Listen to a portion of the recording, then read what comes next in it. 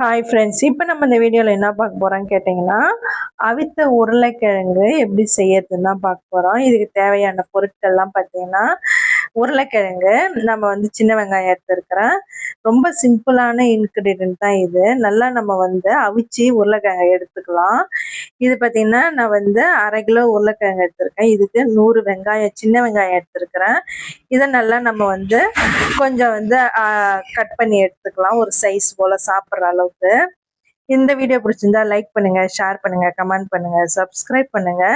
இதுல எண்ணெய் ஊற்றி கடுகு போட்டுட்டு இதை வந்து நம்ம வந்து சின்ன வெங்காயத்தை வந்து ஃபுல்லா வந்து நல்லா ப்ரௌன் கலர் வர அளவுக்கு நல்லா வதக்கிக்கலாம். இந்த உருளைக்கிழங்கு அப்படின்னு சொன்னாலே நமக்கு நினைவுக்கு வருது பார்த்தீங்கன்னா, நம்ம சிப்ஸு, இந்த ஃப்ரெஞ்சு ஃப்ரையு, இதுதான் வந்து நமக்கு நினைவுக்கு வரும். அதனால பார்த்தீங்கன்னா, இந்த அவித்த உருளைக்கிழங்கு சாப்பிடும்போது பார்த்தீங்கன்னா, இதுல வந்து கலோரிலாம் வந்து ரொம்ப குறைவு.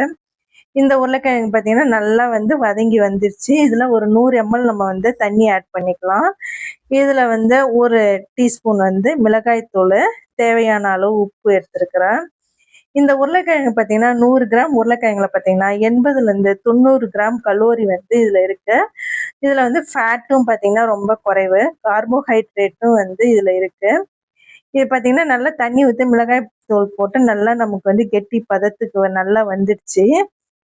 இது வந்து பார்த்தீங்கன்னா, நல்லா அழகா பார்க்கவே ரொம்ப சூப்பரா டெலிஷியஸா இருக்கு.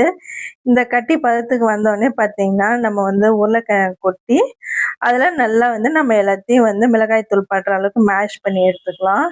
இந்த கார்போஹைட்ரேட் வந்து இதில் இருக்கிறதுனால பார்த்தீங்கன்னா, நமக்கு உடனடியான ஆற்றல் கொடுக்குது.